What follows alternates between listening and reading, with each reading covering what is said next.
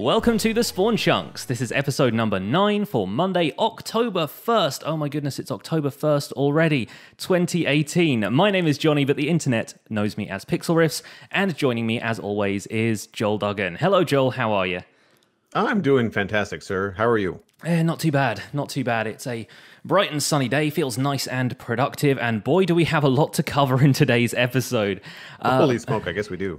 We do. But first, we may as well talk a little bit about what, aside from watching MINECON, has been going on in our Minecraft lives this week. Why don't you kick us off? I had a live stream on Friday. It was kind of like 5 p.m. my time, the end of the work week, and I thought, I'm going to have some fun. So I logged into the Citadel, and I started working on more additions to the Inn on the Bridge, this build that I've been working on now for several weeks. And I had a lot of people in the chat. It was a lot of fun. We had a record number of people logged into the Citadel at the same time. There's only about 10 or 12 members, and I would say maybe 3 of us are regulars, but there was like 6 people online, all while I was streaming, which was kind of a funny happenstance. Yeah. So there were some shenanigans that happened. I was, arrows were being shot at me while I was being, I was building. People love to interfere with a stream, don't they? They're always like, let me take pot shots. Honestly, it's like why am I blanking when people pop up between like photobombing? Photobombing. Wow, geez, it's not yet noon on Monday, folks. Forgive me. But yeah, like it's one of those things where like you've got this arrow that whizzes by, and you're like, whoa, I wonder if there's a skeleton nearby. And you're like, wait a minute, that arrow's on fire. Yeah. I wonder. And then Alistair sneaks up behind me, and what does he do? He set up some fireworks. Like he was right behind me, and all of a sudden he's like, oh, it's funny how you get that like tunnel vision when you're playing Minecraft as well. You're so focused on what you're building and you're concentrating on what you're doing, especially when you're streaming, because you've got like that extra center of the brain is being set off, that you're thinking about what to say next and interacting with the chat, and then all of a sudden somebody's behind you that you didn't even notice. It's funny how that works out. So how is the inn looking these days? I think it's good, actually. Really coming together. I added, I changed out one of the windows to make a door, and I put the stairs on the outside. I had this conundrum where the stairs inside were conflicting with things I wanted to do and how the build was looking. So I put the stairs on the outside, it's a nice kind of fix for that, because it allows me to put a Nether Portal on the inside on the first layer on the bridge, which changes it from being just an aesthetic build to an actual functioning destination. So now it's our farthest portal from our main, it's our first portal from our main portal. So it's the first way that you can kind of get into the Nether when you're that far away from the main portal. And I'm really happy with it. I'm glad that I was able to squeeze it in. Came up with some pretty ingenious ways of hiding the Nether portal and putting in staircases and stuff. But really the thing that I'm most proud of is this quasi stained glass door main entrance to the inn, where I've got a combination of redstone blocks and redstone lamps. And the redstone blocks not only do they look like stained glass, like red stained glass, but they're powering the lamps. So like it's this mesh of function and fashion that I was really proud of. And, I think I tuned into the stream right as you were building that, and I was like, what is he doing with the redstone blocks in the build? But then you've kind of got them concealed behind inverted stairs, so there's just like a little corner of the thing showing, and that really kind of sets it off as like a kind of standout thing, rather than just looking like you've just plonked down a redstone block. They're not the most artful looking things in the world when they're just on their own, but the way you've incorporated it into the design does look really nice. Thanks, man. Yeah, I mean, the goal that I was trying to achieve was, and I don't know what this is called. You might be able to help me out with this, because I feel like you see it a lot more in, say, like old English pubs. But do you know what I mean when I say like the thick block glass walls that would be in like a pub? Or where they've got the kind of iron lattices over them and stuff. There's like there's definitely stuff like that in Tudor and mock Tudor kind of pubs. They've got that sort of, I think it might even be a Victorian thing to a certain extent as well. I lived in a house that had those. Oh, neat. Yeah, it's like glass before it was possible to make it thin like we know it today. Like you could make glass, but it had to be 4 inches thick, sort of idea. And that's what I was going for. And anyway, it really kind of sets off the build. It gives it kind of like an entrance and a purpose. I'm still racking my brain about how to handle the other side of the building, but hey, one step at a time. Yeah. What about you? What have you been up to?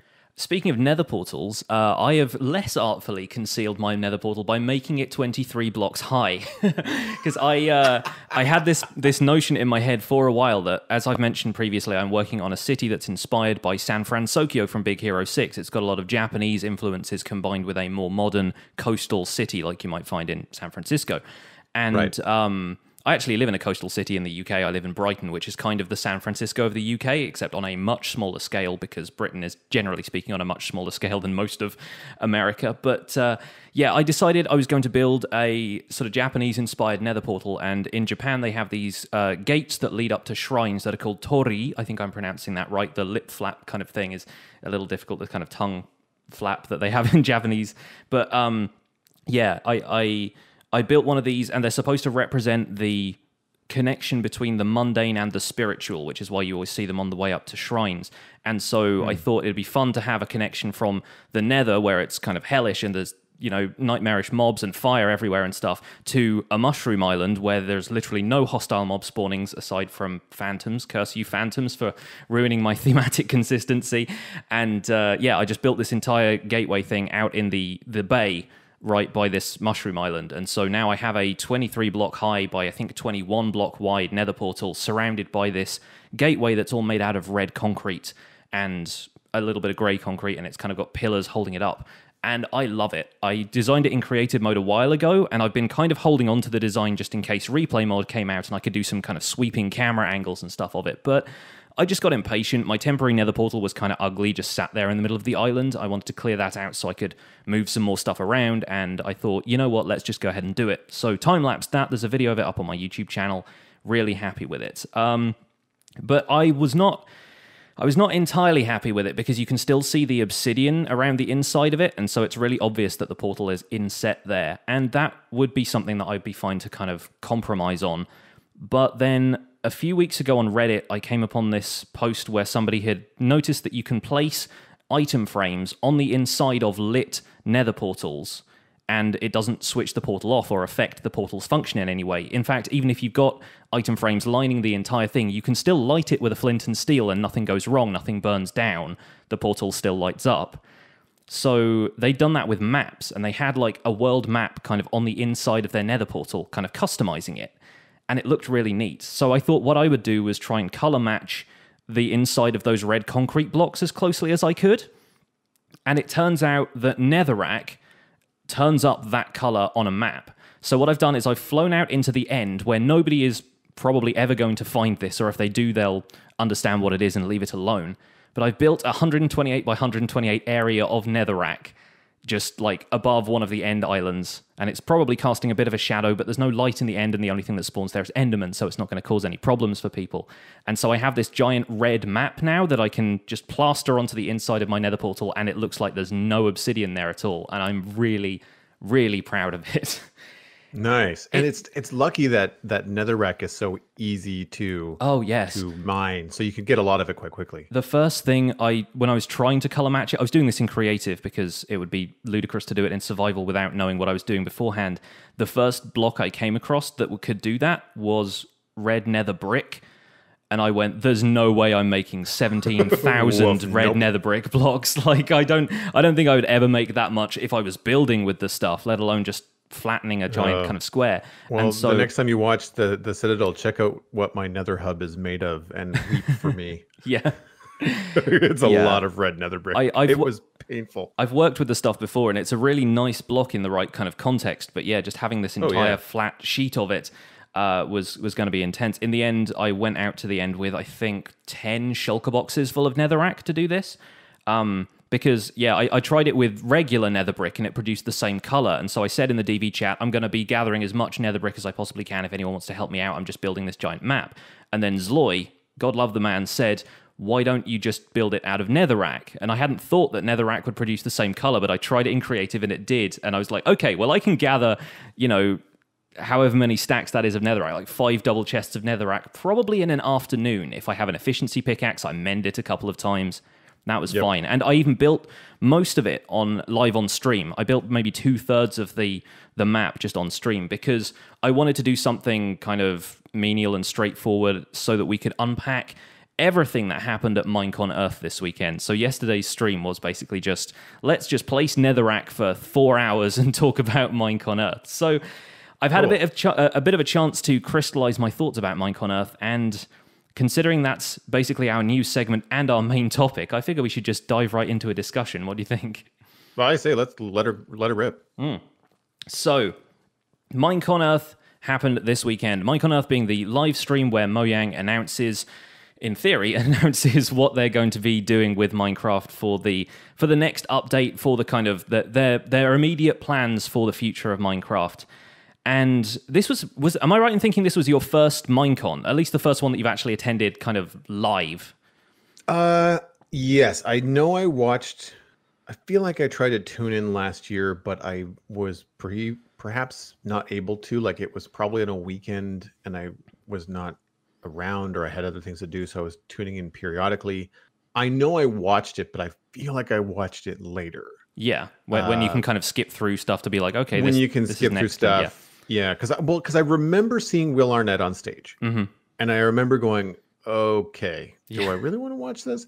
So like, I kind of had that feeling, and I kind of also knew that going into this, but this is the first time. Well, I mean, obviously, it's the first time that I've tuned into it with the idea of covering it for a podcast, like really tuning in to pay attention. We really have, we want to parse all this. We have to know what's going on. So I was paying attention through the whole thing, really, as best we could.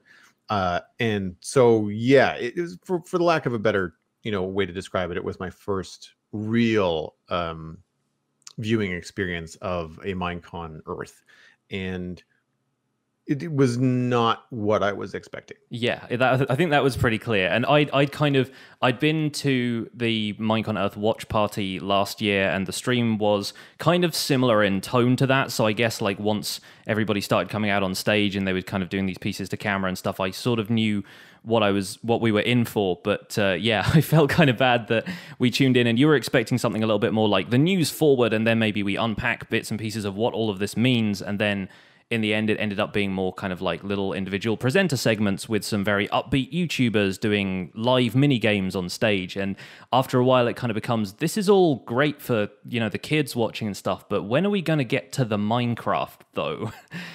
And that's exactly how I felt. And in hindsight, and especially not to downplay or slam any of the YouTubers up there, I think they all did a good job. I mean, I was kind of watching out of one eye. We would kind of turn down the stream and chat with the chat room on your live stream when we did the watch party this weekend.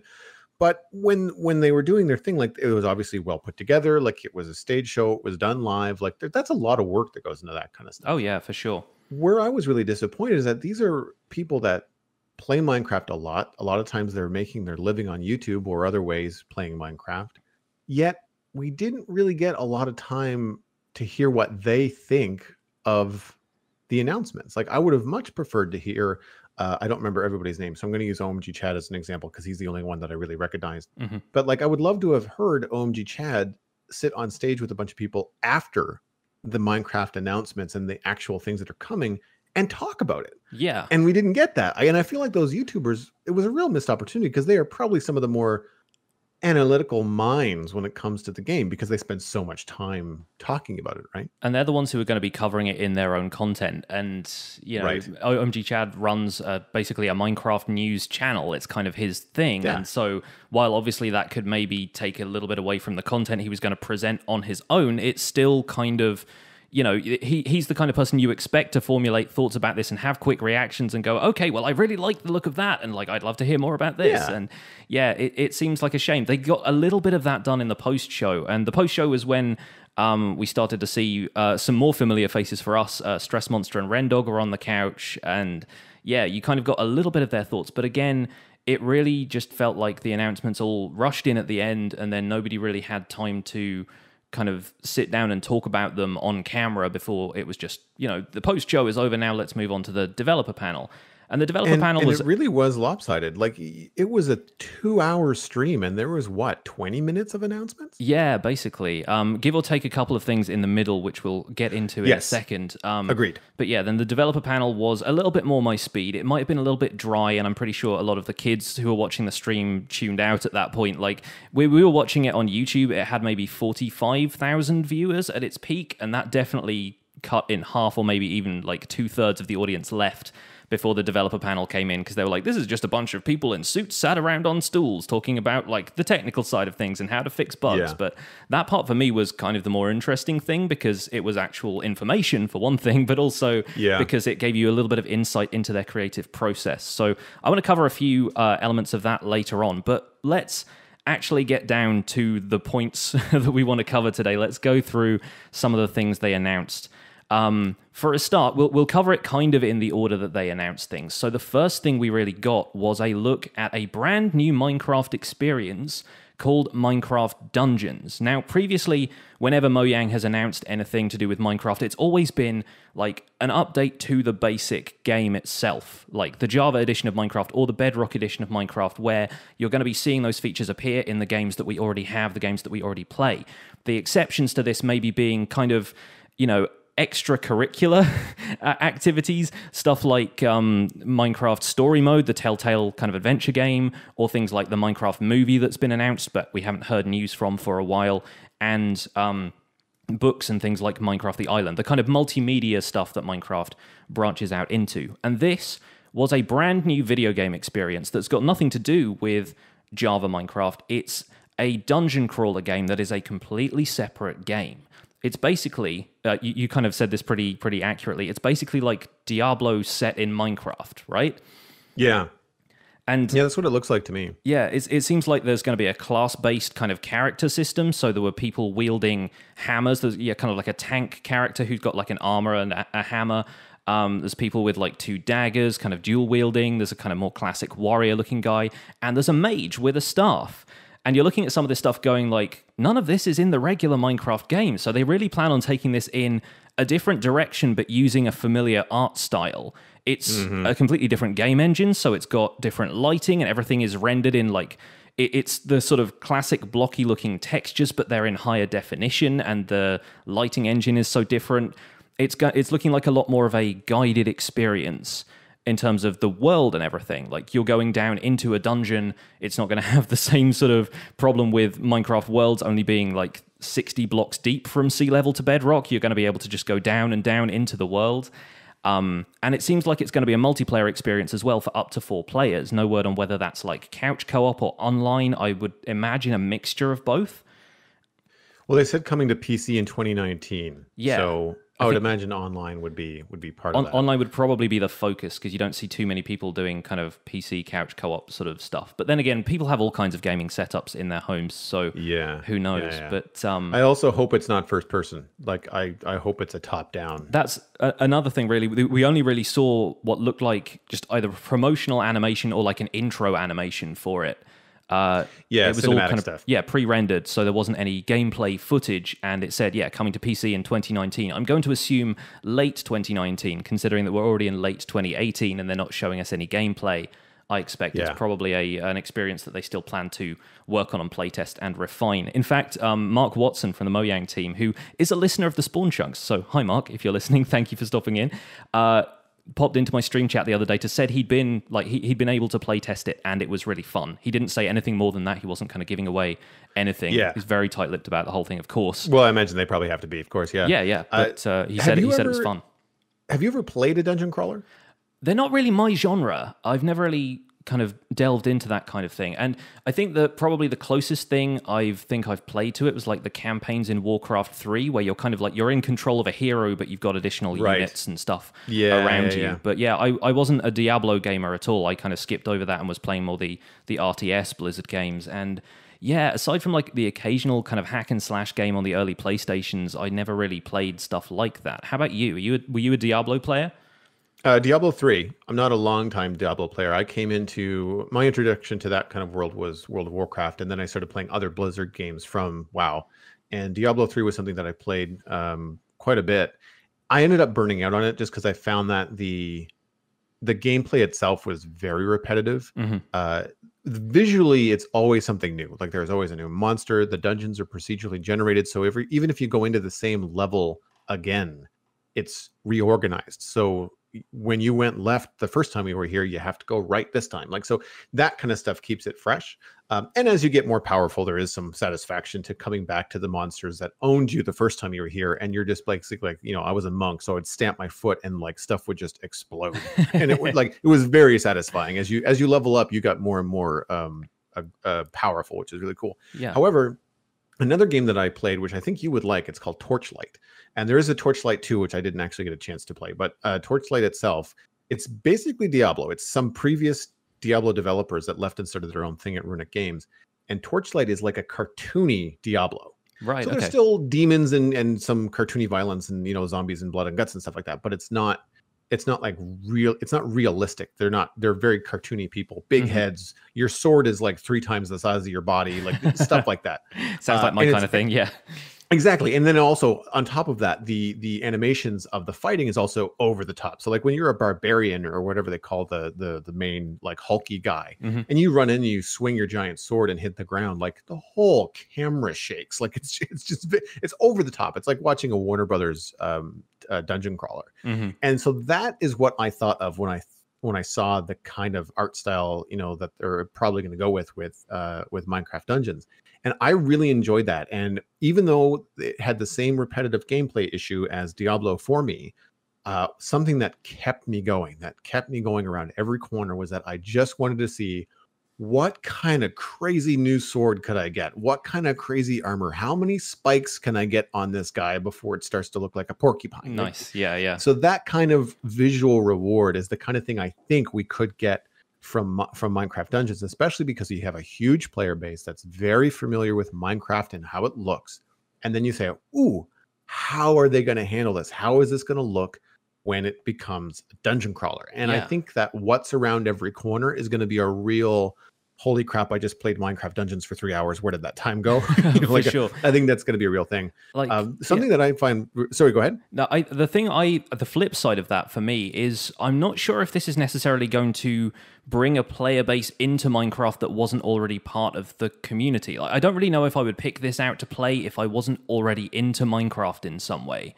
Like, speaking as somebody who plays Minecraft on YouTube, absolutely I'll give this a shot because, you know, Minecraft is such a big part of my life, and having like a different Minecraft experience is always kind of something that's worth investigating. But yeah, if I was coming from outside of Minecraft looking at a game like this, I wouldn't necessarily think, okay, yeah, I'll give that a shot. That looks kind of cool. The art style is kind of funky or whatever. I think I'd be like, oh, okay, I've seen Minecraft peripherally, because who hasn't seen Minecraft in the gaming sort of space at this point? But I don't know if that would put me off as somebody who's new. But considering that the Minecraft player base is already like 91 million users monthly, I think they've probably got a fairly safe bet that they're going to get some interest in this game anyway.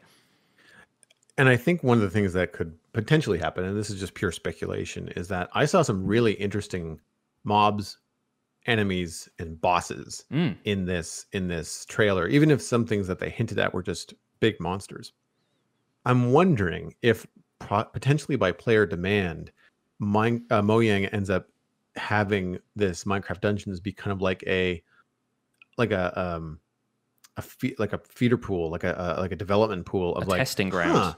A testing ground. Like, that Pharaoh skeleton boss really got a lot of love from the players. I wonder if we could put him in the main Minecraft. You know, like even if it's a very similar to a Wither fight, but like just to have something different. You know, just to stick him in the bottom of a desert temple somewhere, like underneath the layer of TNT. Yeah, like stuff like that. I'm curious as to whether any of the development from the Minecraft Dungeons is then going to, down the line, obviously we're talking, you know, a long time in the future, could influence Minecraft proper. I also think that given the lulls that we do see sometimes in Minecraft play, when there's a long pause between updates where the player base starts to fall off, for Mojang to have another property where they can say, oh, well, I've been playing the new edition of Minecraft for like 6 or 8 months now. I'm kind of getting burned out on it. oh, hey, look, I could play Minecraft Dungeons. That's new, but still Minecraft. And you kind of fulfill that Minecraft itch, but then you're getting a completely different game experience, which I think it's cool. It's smart and fun. I'm looking forward to it. Just the fact that they plan on introducing different enemy types and stuff unique to this game is interesting to me. It's going to be like a look at potentially what might be out there in Minecraft. It's kind of going to add to the potential for it. But then I do see a bit of backlash from the Java and Bedrock communities who aren't necessarily going to pick up this game, but they're like, well, why are you giving these guys all of the new stuff and we just get these incremental updates that only happen every 6 months?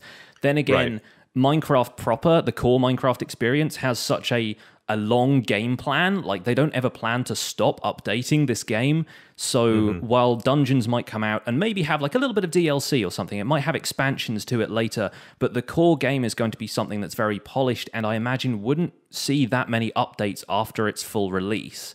So while this is going to be kind of like a short and sweet experience as far as development goes, Minecraft is still playing the long game, and stuff that appears in Dungeons at first might end up making its way into the core Minecraft experience a little way down the line.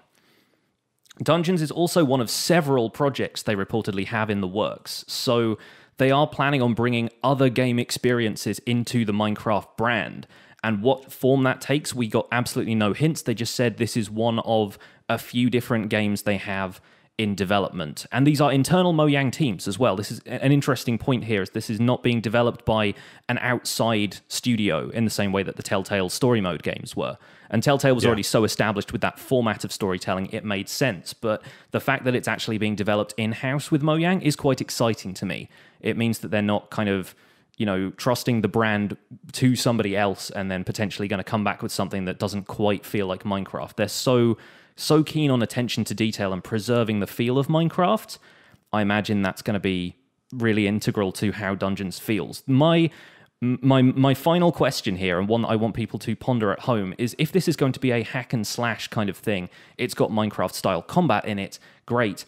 Is there going to be any of the building element of Minecraft involved? Like, is it going to be like the Lego games where you have to gather a few blocks from here and there and then be able to build a staircase to exit a room while you're being attacked by enemies? Or is it just going to be a kind of everything is a preset thing, there's nothing that you can change about the environment? To me, that doesn't quite feel like Minecraft, but I'm a builder. I'm somebody who likes to modify the environment around me all the time when I play Minecraft. That's the whole reason the game exists for me and why I continue to play it. So yeah, not being able to do that in this experience is kind of strange. There's a platformer that did that, and I'm struggling to remember the name of it. If anybody out there listening knows it and can write us at thespawnchunks@gmail.com to let me know, because I'm remembering blocks being magically lifted and then reassembled into a bridge over a pit or something. And I don't think it's a Lego game that I'm remembering. It could be, but I feel like it was a platformer and it was it was a new IP. It was its own thing. It wasn't like a Lego or Minecraft or whatever. Yeah, like I'm struggling to remember the name of it. So if anybody out there knows, let me know. One thing it'd be really interesting to see in Dungeons, maybe even as like an additional thing, if they don't plan this as part of the main experience, is, do you remember back in the day of maybe the Tony Hawk skateboarding games? I don't know if you played any of those, but using them as an example here, there was like a skate park creator in there where you could make your own little park.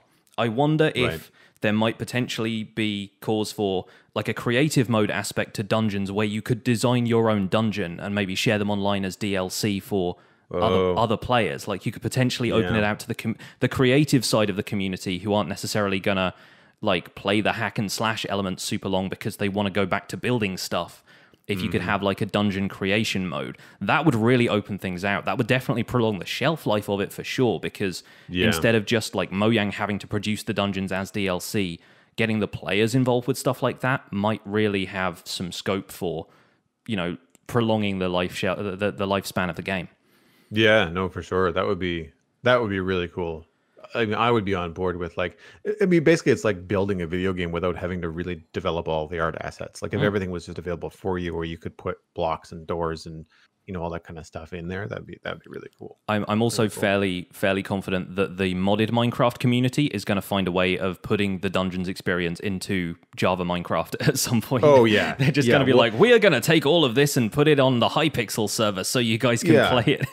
And let's not forget all the inspiration. Like if you go and you play Minecraft Dungeons, I mean, you see something in there, whether it's a building or a bridge or a boss or a mob or something, and it's going to inspire you to then go into Minecraft, proper and actually build it for yourself or your version of it, whether that's just an art homage or whether that's an actual functioning map. Like all that kind of stuff could be very, very cool for sure. And if it inspires the Java and Bedrock Minecraft communities to build more cool stuff, then so much the better. I feel like it's doing a good job. So yeah, overall pretty excited about that. Not exactly feeling threatened about the future of Minecraft from that. I think it's looking pretty good.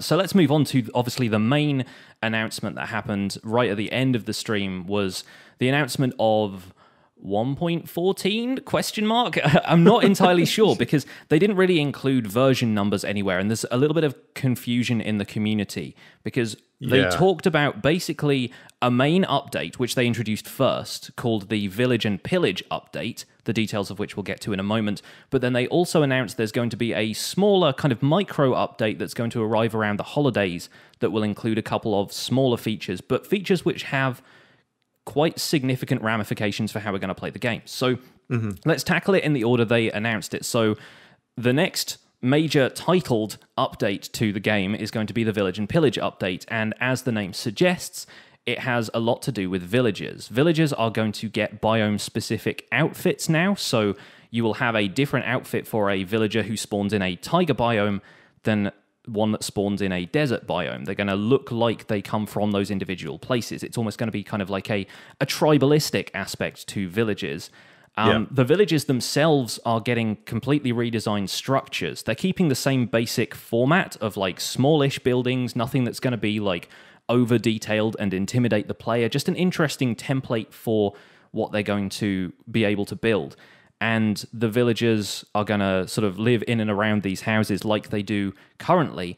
But the sandstone village that they showed off, the desert village, actually looked really interesting. There were a couple of new blocks in there. There were sandstone walls. A couple of eagle-eyed people spotted that there were sandstone walls and smooth sandstone stairs and slabs. So we already have different block variants being shown off that weren't really touched on kind of like in the presentation as a detail. They weren't like, oh yeah, we've got these new sandstone blocks and stuff, because I like to think they leave that stuff for the screenshots for people to kind of go back and analyze as almost like an Easter egg kind of thing for people to spot. So they weren't exactly like explicit about, oh yeah, because of these villages existing, we've added these new building blocks. They were just kind of there if you wanted to spot them. But there were some houses that looked like kind of adobe houses and stuff. They kind of had the studs in the walls where the kind of support beams would go and things, and it looks like they've flat roofs instead of pitched roofs because there's no rain in the desert. They've actually put some significant thought into making these things look still basic, but at least appropriate for their environment.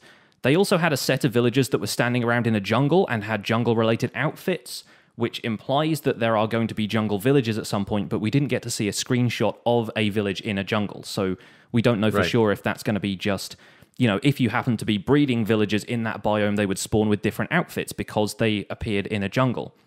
It could also just be that the art assets aren't ready yet. Totally. Ready. They haven't quite fixed on the designs for that. My question about it is, this is also going to be part of an AI update to villagers. They're going to have routines that are more appropriate for their professions. I mean, in the current game, you already have farmers going out and working the fields, but I mean, the Fletchers and the Shepherds also do that. Whereas, if there is a shepherd in a village, maybe they might actually wander around kind of with any sheep that were nearby. Maybe we might see the fisherman villager actually go out and try to fish. Maybe the priest villager will hang out more in the church. Maybe the librarian villager is going to be hanging out in the library, and they're going to have more kind of like daily routines. They might even have meetings and stuff like that. So villagers are getting a little bit smarter. Still probably not able to defend themselves, but smarter. And the thing that interests me then is that if we're going to have villagers with a bunch of different outfits, is there going to be any like friction between the different types of villagers? Like if you end up with a villager from a taiga and a villager from a jungle, Are they not going to want to breed with each other if you bring them together for a villager breeder? Are they going to stay kind of like specific to their tribes? Or and if you can breed them together, how does the baby come out? You know, is it going to be like sheep where the two outfits combine, or they come out as like one tribe or the other? I don't know if it's going to go into that kind of detail, but I would imagine they're not going to discourage, because of the way that Mojang responsibly handles things like endangered species and the environment. I would imagine from tribe to tribe, it's just going to be fine. You can breed them together. And I would think that it would just be a random toss. Is like, well, if you've got a jungle villager and a plains villager, the baby is going to be just one or the other. It's a 50-50 shot. You just roll the dice and see what you get. Same way with, with the profession that comes out when two villagers breed.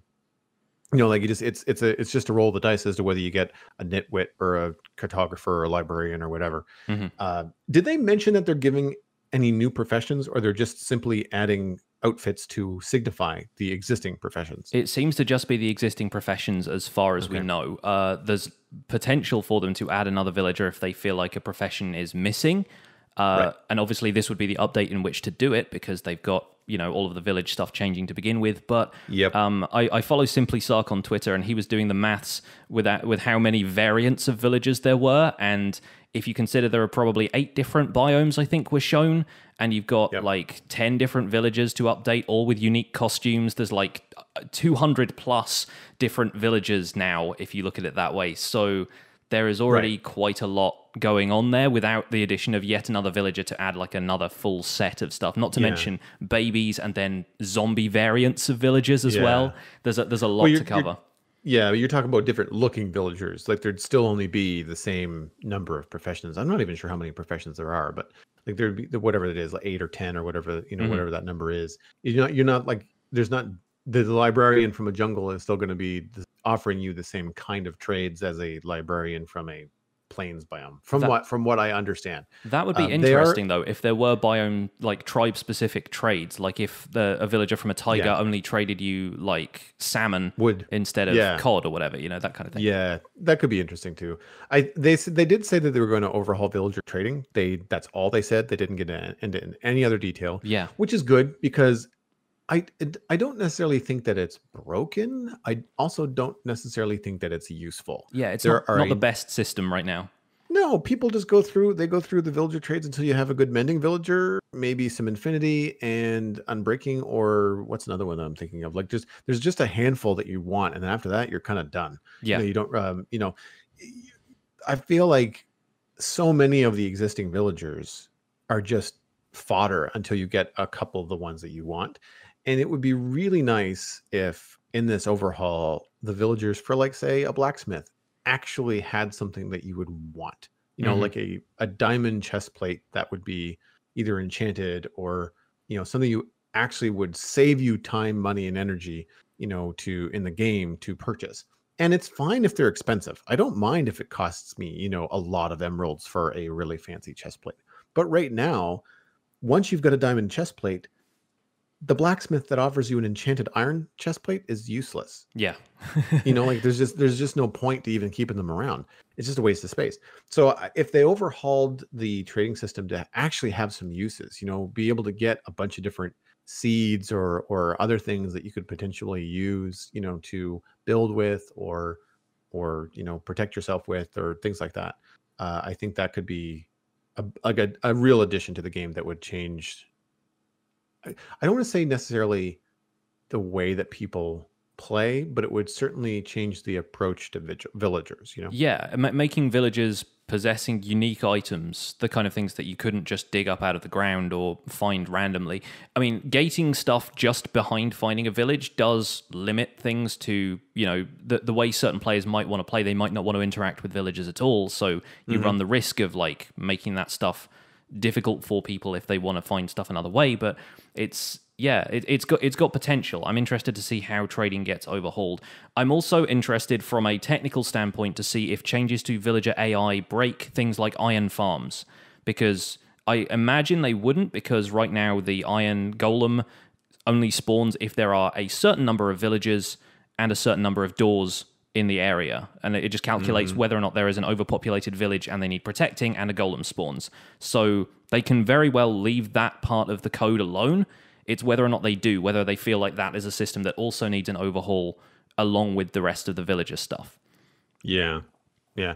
And with the added pillagers, how does an iron golem factor into all of that? Like, Yes. there are some other changes that are like, at first you think, yeah, no, they'll leave that alone. But when you think about the other things that are coming, you're like, ooh, maybe they won't leave that alone. Yes, pillagers are going to be a new breed of hostile mob, and in fact, they're kind of similar to illagers, to the extent that I keep writing illager or saying illager, and I'm like, wait, no, they're called pillagers. They're like a separate thing. They are the kind of similar. They're the sort of grey-faced variants of villagers, but these ones roam in packs, they raid villages, and they bring a beast with them. And the beast is the most exciting aspect of this whole update for me, just because they're so different to stuff we've got before. They're kind of like a cross between, like, I guess, a bull and a rhino of sorts. They've got the big villager face as well. They've got like the long nose and everything. The weird nose, yeah. It looks like a villager and a cow had like a weird strange offspring. Yeah, strange offspring. But then, yeah, they've got horns, and they make a noise that's like an even lower rumble than like a zombie villager. This kind of like noise.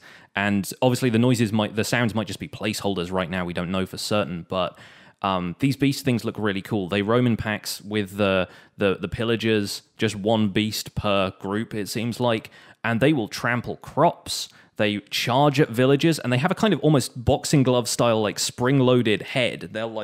They'll ram the villagers and kill them almost instantly. From what I saw in the kind of little showcase video, they look like they're saddled, so there might be potential to ride them. Although I don't know if it's going to be possible to tame them if you get rid of all of the pillagers around, or if they're just going to remain hostile and the only thing you can do is take them down. Mm-hmm. Pillagers also have crossbows, which they fight with, and crossbows are not going to be unique to this mob. They're going to be craftable for players, and they're not going to replace bows entirely. They're just going to be a new alternative for ranged combat. From what I understand, they've got unique enchantments, so the crossbow would have a longer loading time than it would take to knock an arrow and fire it with a bow, in exchange for a more powerful shot. And I think further travel for the arrow as well, so the arrows are actually going to be more kind of powerful and longer range. But the enchantments they've revealed are that there's going to be like a quick reload enchantment. There's going to be a triple shot, so one that fires 3 arrows in a kind of horizontal spread. And everybody who's played Dead Space before, when there's kind of like the horizontal spread of things in the weapons in that, kind of sees the value of that for killing zombies. There's going to be a third enchantment, which they haven't revealed yet, but in the promotional kind of little video they had for crossbows, we did see one shooting a firework. And I'm not certain if that's part of the enchant or if that's just going to be an additional ability the crossbows have. But one does fire a firework, and the community has asked for explosive arrows in the past, so I wonder if a firework fired from a crossbow is going to have that kind of functionality. Either way, it's going to make gunpowder farms like way more in demand if that's the kind of thing you can do with crossbows. Yeah, I mean, they showed it shooting into the air and blasting, I think it was a creeper face. Yeah. But it didn't hit anything. Like, they didn't show what may or may not happen if that went into a block. Yeah. You know, and I think that's I never thought about that actually as an explosive arrow. I'm curious about what enchantments will not be able to go on a crossbow. For example, infinity. Because otherwise, if you're not careful, and I'm sure they have been, the crossbow is just going to replace the bow and arrow. Like, I mean, if it's more powerful, if it's got longer range, if you can have a couple of cool enchants on it, if it's craftable, then you're kind of just, you're kind of leaving the bow in the dust. However, if you cannot have infinity on it, early game, it sounds like a bow is still going to be better because it's probably going to be cheaper to make. It's going to be faster to shoot. Like, it's going to be the early game weapon for sure. Once you can craft a crossbow, then it sounds like it would make more sense to move to that if you're a sure enough shot that you don't have to reload quickly and stuff like that. So pre-enchants, a crossbow is going to have some limitations. Yeah. But I think it's really cool. I'm surprised that a crossbow hasn't been in the game already, just because of bow and arrow, sword. It kind of fits the time period sort of thing. Yeah. Yeah. Even if it was just a different model, like, for example, if the crossbow in the game just happened to have a larger quiver, you could carry more bolts to it, something like that. no functionality difference, just a different visual thing for just a fun personal player thing. I'm kind of surprised, but because of the medieval kind of weaponry, you'd think that a crossbow would have been in there sooner. Yeah. I, however, really appreciate, because I don't PvP, but I know it's a huge part of the game. And adding a new weapon to Minecraft, while all the survival players are just like, yeah, sure, let's more weapons.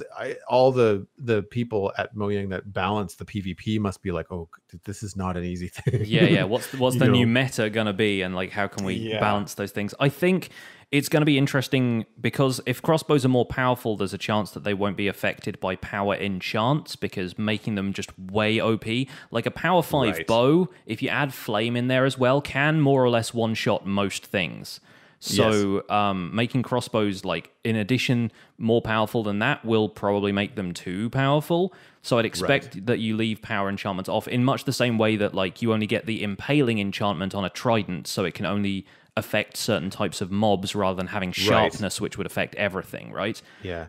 You could also put something where crossbow would be more effective on nether mobs, but not against overworld mobs. Yeah, exactly. There's opportunity for that. It would be easy to crossbow, say, like a spider, but then it wouldn't work so well on a zombie or a skeleton or something like that. They can kind of section it off per mob. And it's going to be interesting to see what the crafting recipe for these is, because the next update, the one we're actually getting sooner, this is where things get a little bit confusing. Rolling back a little bit, there's an update that's going to arrive around the holidays of this year. So we're a couple of months out from this update. And this is where the version numbers might get confusing as well, because I feel like this update could just as easily be like 1.13.x, whatever we are next. It could be 1.13.2 or 3 or something. It doesn't feel big enough to make into its own unique, like, release version. But we are going to get bamboo, which was what I was thinking might potentially be used in the crossbow crafting recipe. So you can either hunt down the pillagers. Again, I'm doing it again. You can hunt down the pillagers and get a crossbow from them, or you can go hunting, find a jungle where bamboo is now going to spawn, and use that in the crafting recipe. But yes, bamboo is going to have 2 uses. The first of which is going to be making scaffolding, which is, as far as I'm concerned, one of the more exciting things about this announcement, because scaffolding is something players have asked for the longest time, because obviously right now your options for building anything large in Minecraft are to kind of pillar upwards with a block or dirt, or just, build from the ground up in layers and 3D print your structure. So it can get a little tiring, and there have been scaffolding mods in the game for a little while, and Mojang is finally implementing their own types of scaffolding. And from what I understand, using bamboo for scaffolding is pretty realistic in other parts of the world. I have a friend who lives in the Philippines and says that, the scaffolding gets made out of bamboo there because it's quite resilient. And scaffolding is apparently going to be able to be climbed quickly and easily collected. If you build a pillar out of scaffolding, if you break the bottom block, the whole thing will break and you'll be able to collect it all. Think chorus fruit or cactus or sugarcane in larger kind of towers, and that's how you're going to be able to collect it back up again. We didn't see any images of this in action or any video footage of it in action, so we have no idea what it's going to look like yet, quite how usable it is. But chances are, if they're still planning on releasing development snapshots for these features, we could be looking at using these as early as next week. There could potentially be like scope for that to come up, at least in the next month or so. We might start to see usable scaffolding in development snapshots, which I don't know. Something just popped into my brain. What do you think the crafting recipe for scaffolding looks like? I mean, bamboo, obviously, but is it bamboo and planks? Is it bamboo and iron? I'm imagining it being bamboo solely, but in the shape of a ladder crafting recipe, and just having kind of like the H sort of shape. And that's the thing I wanted to bring up about scaffolding. Does that now make ladders obsolete? Because apparently you're going to be able to climb scaffolding faster than basically anything else.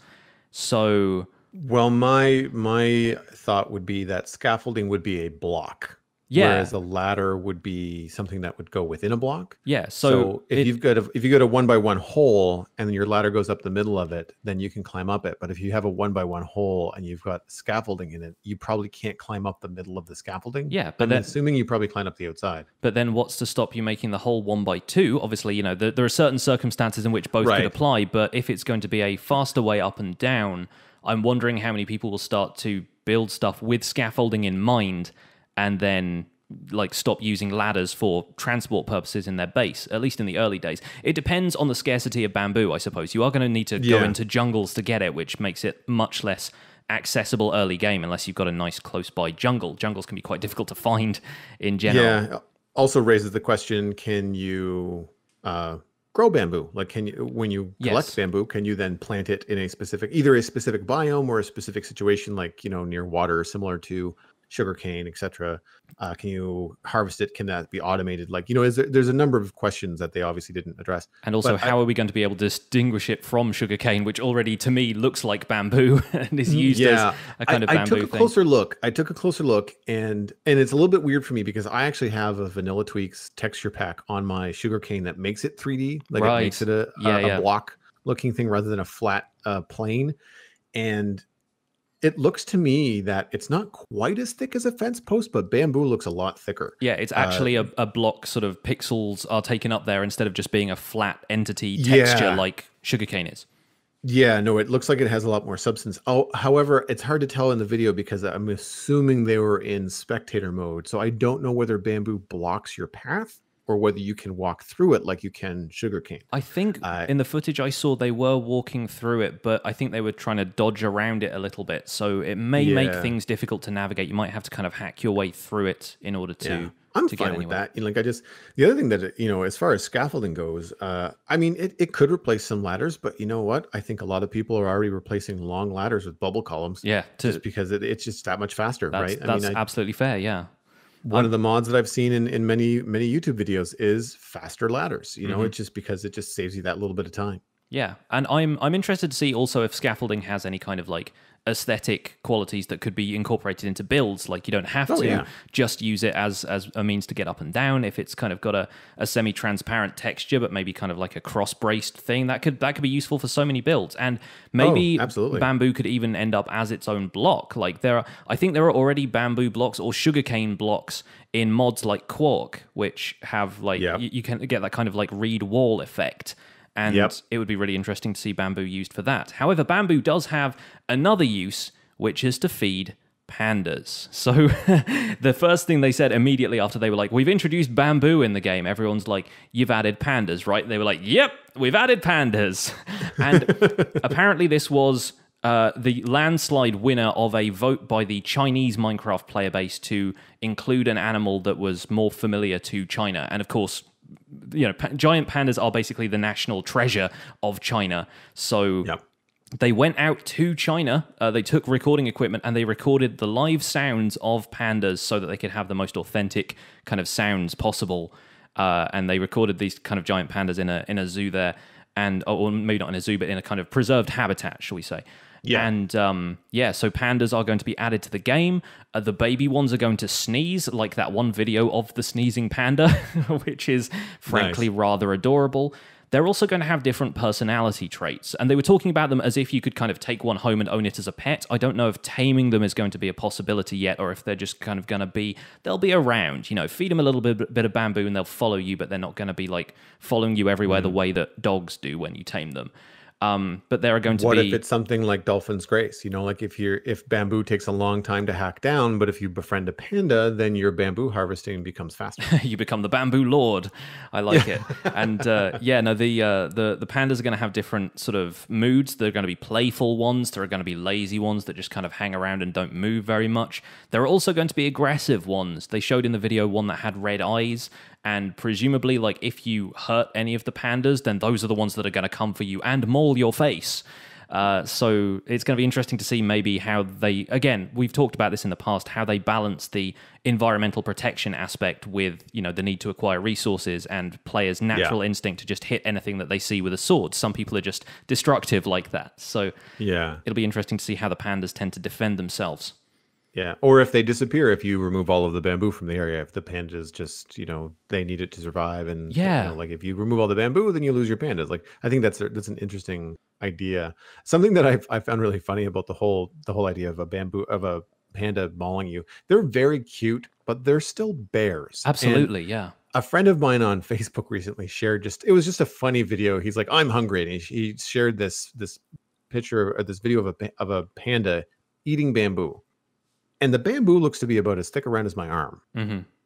And the bamboo or the panda is biting through it like you and I would bite through a piece of raw pasta. Yeah, it's just like it is of no effort whatsoever. He's just biting it like it's a coffee crisp chocolate bar. Yeah. And you're just kind of like, remind me to stay on the good side of any panda that I ever come across. Absolutely, yeah. Holy crap. It's like hearing stories about gorillas that just like toss you around like a rag doll kind of thing. You're like, yeah, I want to stay on this thing's good side for sure. So expect a mauling if you touch pandas, probably from the community as well as from the actual Well, yeah, mobs that's the themselves. other thing too. Yeah. It's like so many people have already taken so much flack for like hurting dolphins by accident in their videos and like letting them die and stuff. So yeah, it's pretty funny to see the community rally around the cuter mobs in the game, which pandas certainly will be.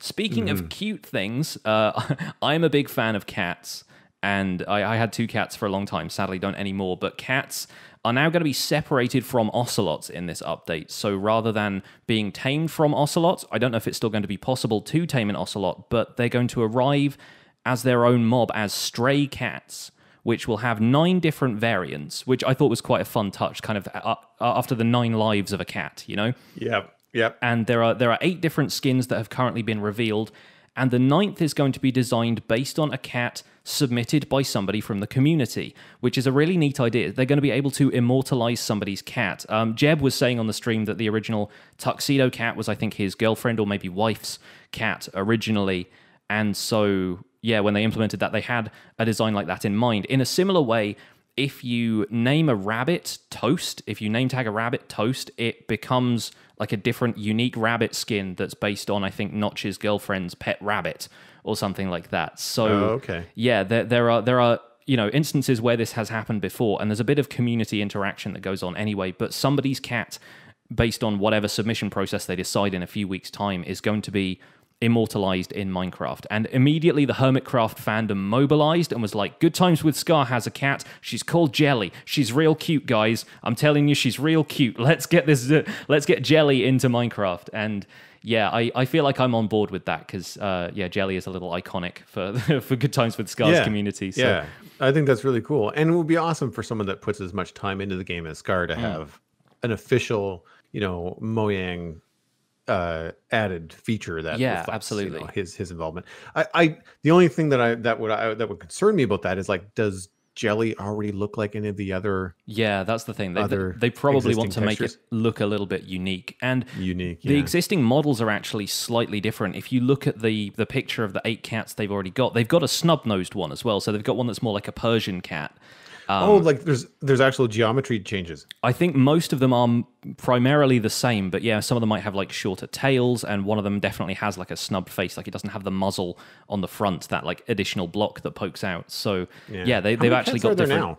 I think there are 3 different cats plus the ocelots, but there's a ginger one, there's a tuxedo one, and then I think there's just like a plain color one. I could be wrong about that. I haven't actually tamed a cat for a while, but I'm building a creeper farm soon, so I might need to. The other thing, functionally, speaking of creeper farms, about cats, is that they're now going to be able to scare off phantoms. So maybe as a reaction to the fact that the player base is like, okay, Mojang, we need to sleep every 3rd night now. This is getting a little bit old. Then, if you bring a cat along with you, it's potentially going to be able to scare off phantoms. And that could open up some stuff for some technical players too, because if you're trying to build a phantom farm, I know that there are some people that have done that, but having the control over the mob that a cat might, create some predictive ability would probably be something cool for the technical players. That's how my creeper farm works. We've got cats in dark platforms, and they just scare the creepers off the edges into the water stream, and that's it. It's deceptively simple, but really effective. Yeah, I plan to build a creeper farm at some point in the near future, so I'm going to be looking into those mechanics. And yeah, being able to herd phantoms into a specific area sounds like a very useful ability if you plan to farm them. One last thing about cats, they're going to be able to hunt and bring you stuff, it seems like. And they were very cagey about exactly what kind of thing they're going to bring you. The guy hosting the panel was jokingly like, what, like a diamond? Is the cat going to just dig up riches for me now? And they're like, no, more cat-like things. So potentially that could mean they add mice into the game, but then I'm not certain what role the mice would fulfill. I was thinking alternatively based on the you know, the things we've got already. Maybe they kill chickens or rabbits, and like morning comes, you open the door, and there's just like a raw chicken on the doorstep, potentially. Yeah. So or fish. Or fish, exactly. So there's fish, because that's what you feed cats now, right? Is fish. Yeah, we definitely had our cats on some fish-based food. So yeah, and no, but I mean in the game, yes, in the game, definitely. It's raw fish that you. I thought you were like that's just the trendy food to feed cats these days. Well, and that could also open up some behavioral stuff where you're like, well, wait a minute, that means that I can't have my cat near my chicken farm or my fish tank. You know, like depending on how they hunt and how far they'll go. If it's just an algorithm that says like find animal within this range, then you'd have to be sure that your cats are not, wandering around. Yeah, there's no part of the algorithm that says, no, not that one. I'm not a cat person in real life. I don't have any pets. Unfortunately, my apartment building doesn't allow them. However, actually, I shouldn't say they don't allow dogs, which was the pet that I would have if I had one. They allow cats, unfortunately. I'm allergic to cats. So I'm predisposed to not like them. I even have like an alarm system that goes in my head when I hear the meow in Minecraft in the game. Like it's just like, no, that's a digital cat. Yeah. But I've used a cat in lieu of putting a door on my barn. I've had my storage system in a barn, an open barn, for quite some time. Most mobs don't get in because, you can hear them coming or stuff like that. However, I had one situation where a creeper got in and blew up the chest. I mean, there was stuff. Yeah, that's the worst situation to have when a creeper blows up your chests. I mean, it was savable. I was there. It's not like I was AFK, because I would be my own fault if I was AFK in an open barn like that. But all I did was just grab a cat, tame a cat, put the cat at the front of the barn and say, sit and don't move. And it's basically, I've watched a creeper try to come into the barn, and it is hilarious to see the creeper just has like this, like, yeah, I'm going to, nope, no, yeah, nope. And it just goes back and forth. So I'm curious with the upgrades to cats, if there might be some potential upgraded skins for dogs. I would, golden retriever, black lab, like having some different skins and stuff for dogs. You don't have to change their behavior. What they do is fine. They chase skeletons. They, will defend you if you get attacked by aggressive mobs. But having some different skins for dogs would be an excellent, I think, nod for some of the dog lovers that play the game. Yeah, I think I've heard a lot of people say the same thing. They're like, why are cats getting all the love now? So yeah, we'll see what happens. Obviously, it requires, a bunch more skin editing and so forth. So if they're willing to put that effort in for cats, then hopefully the dog lovers out there will see similar updates soon. So moving on to the thing that we discussed last episode, and we're kind of still a little bit salty about, I think, is the biome vote. And throughout the show, they took two big polls basically on Twitter. And the first one was a three-way poll between Taiga, Savannah, and Desert. And then Desert kind of dropped off, lost that poll pretty badly. And then it was just down to a second vote between Taiga and Savannah, which at that point didn't really seem like it was worthwhile. Like, it wasn't really needed, because the amount of votes that went to Desert would not have made up the difference between Savannah and Taiga. Taiga was the clear favorite from the beginning, and it ultimately ended up winning the biome vote by, I think, 66%. So, I mean, it was a 2/3 to 1/3 majority for Taiga. So at some point, we don't know if this is going to be in the holiday update or in the main update that's coming early next year, we are getting foxes, berries, and campfires, or whatever else they plan to add into the taiga biome. And it's still important to note that we'll get the other updates at some point, but it's unclear when. In fact, they were pretty vague about when the updated taigas were going to happen. I'm thinking in the long term, most likely it's going to be for the Village and Pillage update, because it seems like the update that they have coming out at the holidays, they've already planned all of the features, and throwing that stuff in there now, unless they've done a significant amount of development on it already, would be a bit rushed, I think. And it's worth them putting in the time to make those features a little bit more fleshed out. There is still a raging debate about whether or not campfires are going to have any additional functionality, if you're going to be able to sleep by them, if they're going to be able to ward off mobs or produce a lot more light than a torch does, that kind of thing. But it surprised me that they were incredibly tight-lipped about whether or not any of the functionality of this stuff was. Like, the Taiga won the vote. They kind of got out the envelope and went, yay, Taiga has won, ticker tape falls. And they go, yeah, no, looking forward to updating it. I was like, tell us about the features, please. I got a little bit frustrated at that, because I was like, I much so wanted to know more. And I think, I mean, on top of just that, like what you just went over there, the combination of that tight-lipped kind of non-response, on top of a 2-hour wait through the Minecraft, the MineCon Earth stream to get this very, very small window of information. Yeah. They were very vague on a lot of stuff.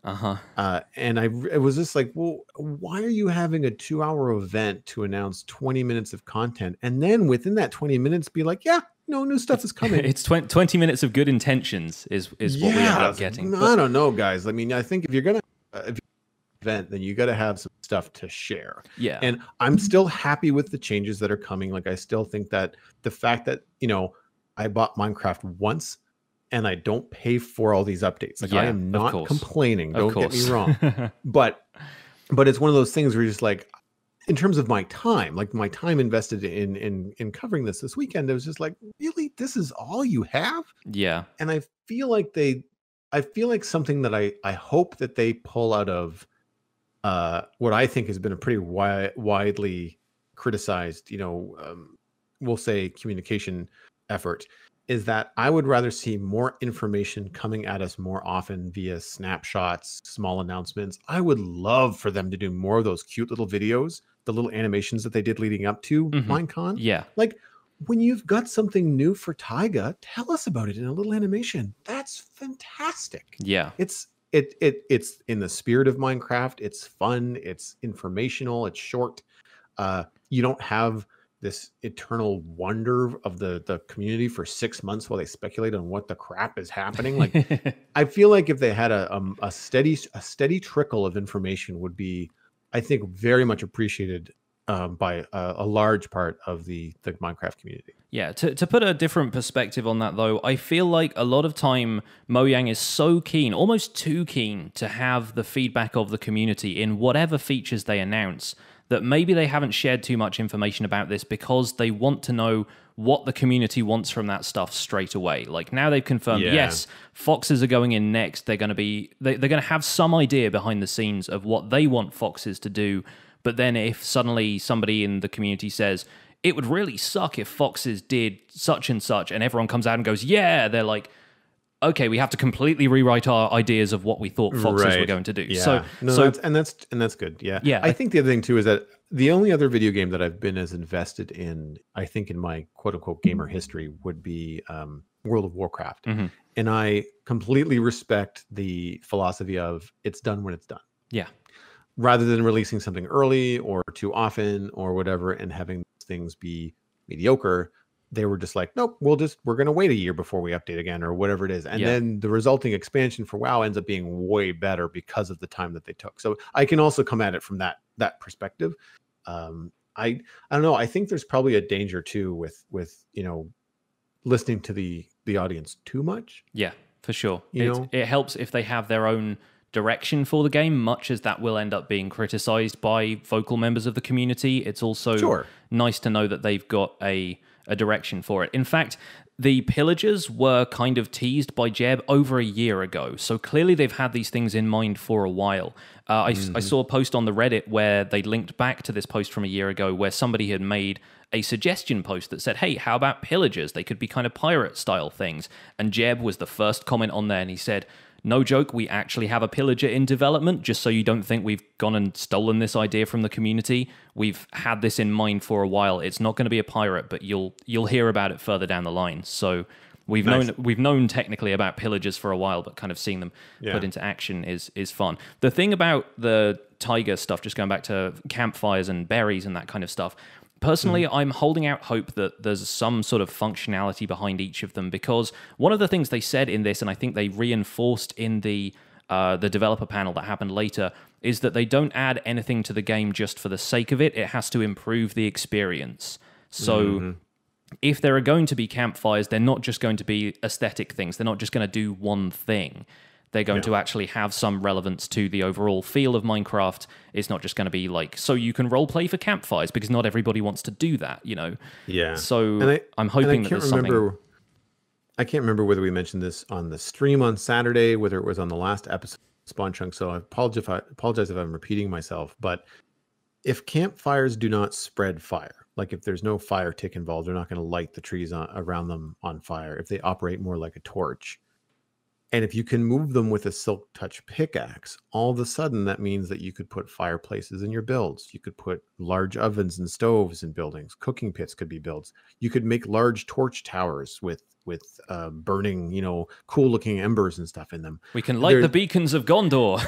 Yeah, dude, my brain went there. Like I was right there with you. For sure. And that kind of thing is something I didn't really think about at first when I first saw the campfire. But as we were kind of listening to the developer panel and kind of taking all those kind of things into account, you start to appreciate, okay, so yeah, it's not necessarily a new block, but a new light source in the game. People will love that. I'm curious, just from a pure speculation standpoint, since we were talking about Savannah and a potential new wood block coming with the baobab trees, now that we know that Taiga is going to get the first update, do you think there's going to be a new block in there? Like whether it's a tree or not? Like, do you think there's a potential for that? There could be. I mean, we talked on the stream about campfires burning down and leaving ashes behind, and then maybe that converting the dirt below them to some sort of ash block, potentially. So that could be a thing. Like, ashy dirt is even a thing in some mod packs, I think, just for kind of terrain landscaping and volcano biomes and stuff like that. So that has potential, but I don't know. I have no idea if the scope of this update is just going to be as small as, yeah, we're putting in those 3 things we mentioned in the announcement video, or we've actually got 5 or 6 things that we also plan to add to Tigers or throw into the snapshots that we don't necessarily want to announce right away because it feels like we're front loading everything and there's nothing left for people to discover later. It happened with Drowned and Conduits in the update Aquatic. Those weren't mentioned at Minecon at all, and then we got them in the snapshots, and they're some of the more interesting things about the update Aquatic. So it interests me to find out what they will bring in later that we just don't know about yet. And I don't know enough about the development cycle about a video game in general, let alone the Minecraft development cycle. Obviously they think about things a lot. They carefully choose the features that they add into the game. But if someone has a very good idea that everyone is on board with, and it's late in the game, beyond Minecon, sometime closer to the update, I don't know how long that takes to implement. Like, they could have a fantastic idea weeks before, the Taiga update goes out. And if it's something that can be done, then they might do it. And then that's where you get things like Drowned Conduits and, things that, I mean, those are probably more complex ideas than I'm talking about, but like something like a new, like a new plant type or even a different texture, or even if it's something as simple as that we talked about before. I say simple, but something as straightforward, I guess, as taking existing vanilla blocks like cobble or mossy cobble or something like that, and having it then, redistributed in taiga biomes in some pattern or form or something like that. Just enough that they can update that kind of stuff. I'm sure that there are some things where they're like, yeah, no, we can totally do that, and they just end up doing it because it's something that is existing in the game to the point where it's not a lot of work to implement it. But again, that's me completely knowledgeable about the development cycle and the time that's involved. And on the flip side of that, you had people who were disappointed that what we were getting was an update to villages and not an update to caves or the Nether. And some people were like, villages? Really? Like, nobody's been asking for this. But looking at the wider picture, villages are something that hasn't changed for a very long time. And terrain generation and stuff like that has changed recently. If you consider terrain generation as a whole, we've got sort of ocean generation is obviously vastly different now. The Nether now has ravines. That's not necessarily like an overwhelming change, but it is a change. And it's stuff that they've got to have a really long game plan for and work on probably years in advance to change. So just because people have been kicking up a fuss about the Nether and caves now doesn't mean they're going to be able to turn around and update for them in 6 months. That's a long time ahead if it's happening at all. So and on the developer panel, Dinnerbone did say, we've got like a kind of idea, a couple of updates ahead of what we want to do, but obviously we're focusing on developing the features for the update as well as like brainstorming what's going to be happening in future. So that stuff is potentially a long way off. I don't remember who it was in the panel because I'm not familiar enough with the names to know. And I also don't remember what the name of the update is that they're referring to all the new textures that are coming. I don't think there is really a name for it. It's just going to be... One of the guys on the panel called it something, whether it's an official or just an internal or like what it's been to so far. Like, like they called they called it the flattening, like when, Yes. in terms of the changes that happen. Yeah. There's another kind of name for the texture update that's coming. But like it's called like the big graphic update or something. Sure. But there was a small snippet, and I apologize for not being able to remember all of it, but they were basically saying like, yeah, this is a good idea we had. And then we dug into it and we realized, oh, wow, this is way harder than we thought it was going to be. I remember what you're talking about. This is the super duper graphics pack. Maybe that's what it's called. Yeah, they announced that at the previous Minecon, and it's a bedrock version of having shaders and a realistic lighting engine in Minecraft. Oh, okay. So I misunderstood what that was in reference to. But what it made me think of is that if they do any kind of terrain changes like nether, all that kind of stuff, I would also imagine if they're going to change the way that, the above world generates and stuff like that, they're probably going to have that coincide with when the new textures are done. Like, I can't imagine they're going to do one before the other. I feel like if you're going to update that kind of graphic nature of the game, it's all going to come in one finished, polished, because they go hand in hand. Like the textures and the terrain, like they kind of have to mesh. So I would imagine that that's far out. For sure, yeah. A couple of other things I briefly wanted to touch on. I know we're running really long here, but the developer panel had a couple of other things I really wanted to touch on. For a start, it was really interesting to hear from Dinnerbone that Minecraft has something approaching an internal lore. Like when they develop new features for Minecraft, they actually have something of a story in mind that has to justify the reason for certain things existing. So if you take, for example, conduits from the new aquatic update, they feel like something that fits into the world of Minecraft technologically. There's something kind of mysterious about them. They're not just like a straight up thing that you plug into the wall. You've got to surround them in prismarine and stuff like that. It feels mystical. And there are aspects of Minecraft that like they wouldn't include something because it doesn't meet what the story is in their own minds. There's kind of a pattern to the stuff they make just so it can be consistent. But that's never going to be a player-facing thing because so much of the emphasis on Minecraft is about players being able to make their own story. So they do have a kind of, if not like a lore book, like a Bible somewhere that they're referring to constantly when they're making this stuff. They have an idea of how they want things to go, a vision for things being consistent, but we're never going to hear it.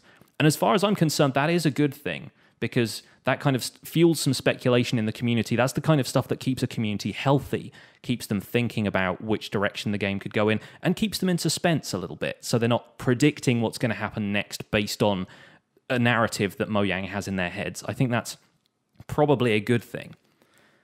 I think the other thing that I wanted to touch on was that potentially an overhaul of minecarts is coming in future. They've wanted to do this for a while, especially because the developers themselves have been heard complaining about furnace minecarts being kind of useless. I don't know if you've ever used a furnace minecart, Joel. I didn't know they existed until I saw a video of someone saying, "Look how dumb these things." Yeah, exactly. And I don't remember who it was. It was one of the Sidecraft guys or something like that. Yeah, I think it sort of has potential. But I think Ilmango has revisited them recently and said, here's how you could make them better.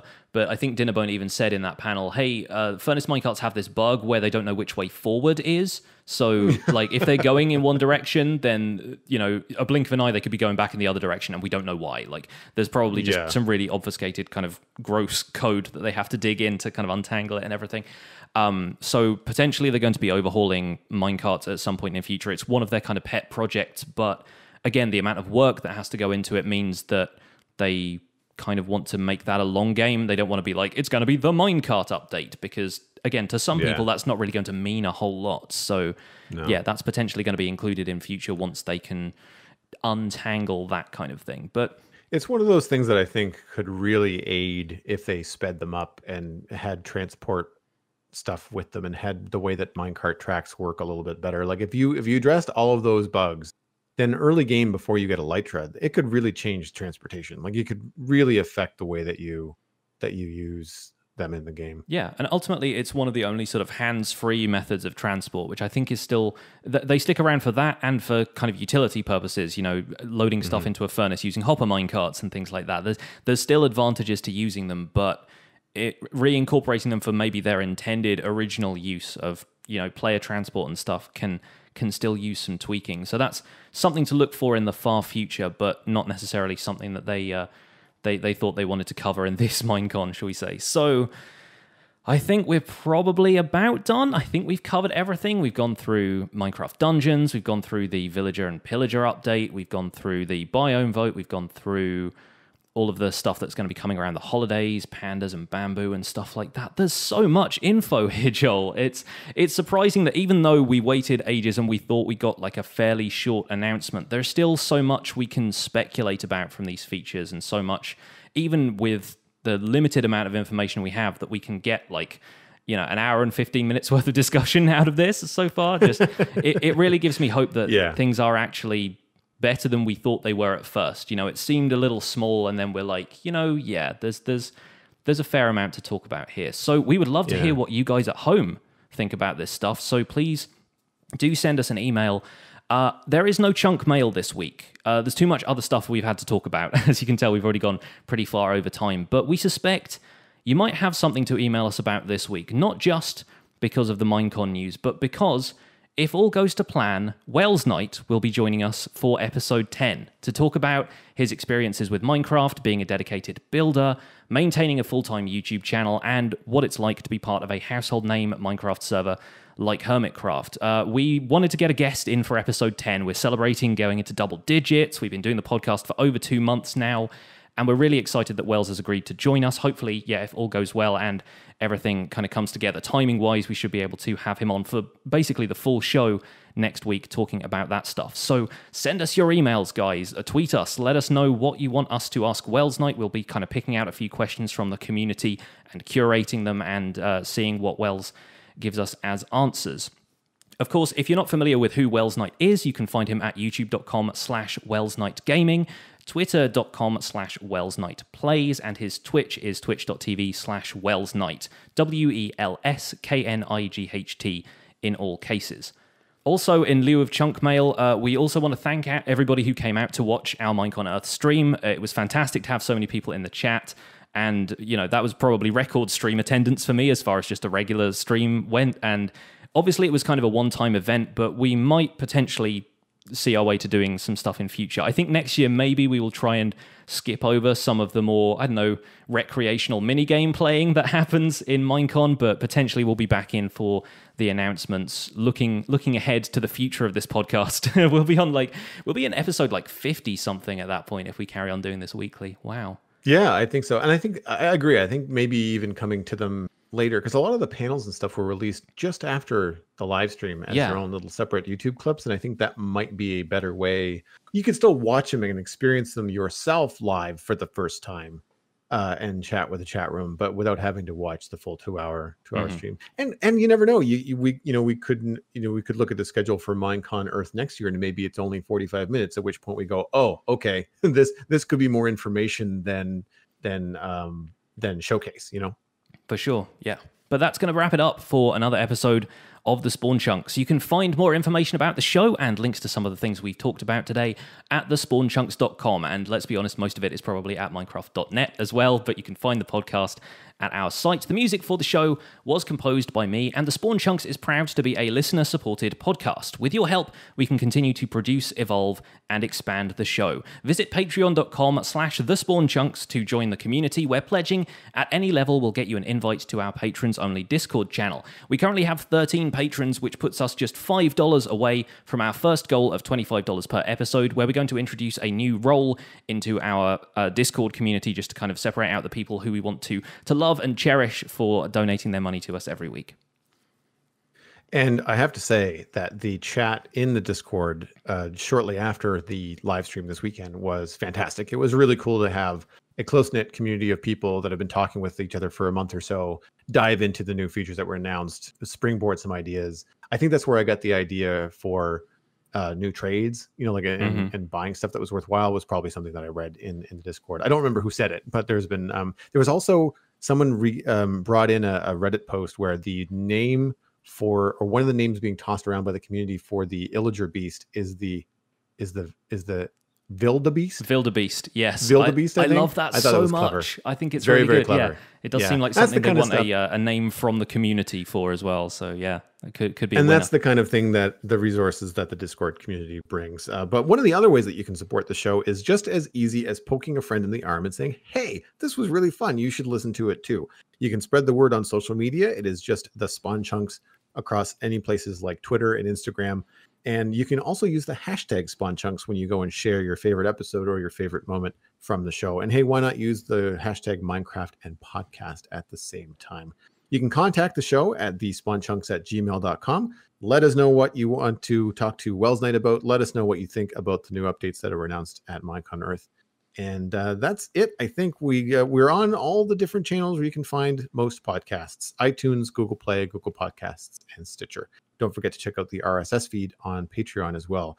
As the goals roll forward, there might be some special content coming to that RSS feed, so keep your eyes peeled.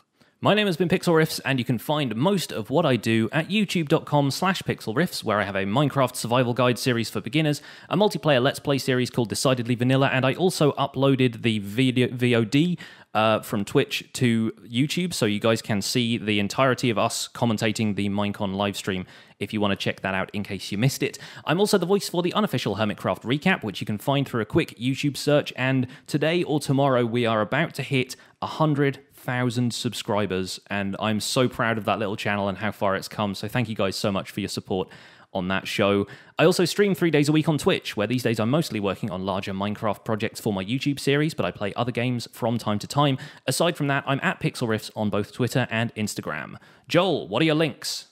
You can find everything I am up to online, including my illustration and design portfolio at joelduggan.com. If you don't see something that you like, just go ahead and email me. Chances are I do that kind of work. It's just my portfolio is so broad I can't fit all of it online. If you're interested in hiring me, just drop me a line via the website. If you like this podcast, you may also like the Sizzle Cafe, a podcast about sci-fi and geeky entertainment, as well as comics coast to coast, where myself, Brian Dunaway, and Matthew Ducharme interview comic creators, illustrators, and animators.